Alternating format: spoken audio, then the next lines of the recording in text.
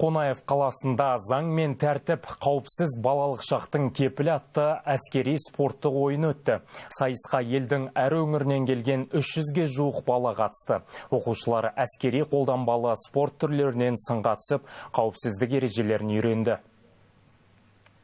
Сайысқа қатысушылар қару қолдану, арнайы кедергілерден өту мен қорғаныс киімін киюден сынға түсті. Арқан тартысып, мергендік танытты. Әр кезеңде оқушылар жылдамдық пен шыдамдылығын байқатты. Ойын барысында арнайы жедел әрекет ету жасағының сарбаздары мен кинология қызметкерлері де өз шеберліктерін көрсетті.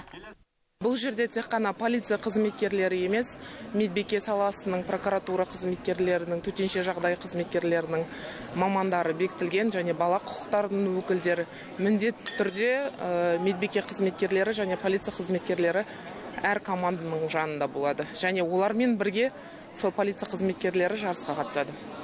Орталықта елдің әр аймағынан келген оқушылар демалуда. Әділ қазылар алқасы озық шыққан командалар мен үздіктерді ішкі істер министрлігінің арнайы сыйлықтарымен марапаттады. Біз өзіміздің тобымызбен автомат шашып құрауды, автоматты жинауды, автоматтың әрбір орындарын түптерін білдік. Және біздің топ арқанға міну, тағы тир атудан бәріне дайындықпен жақсы дайындалып келдік.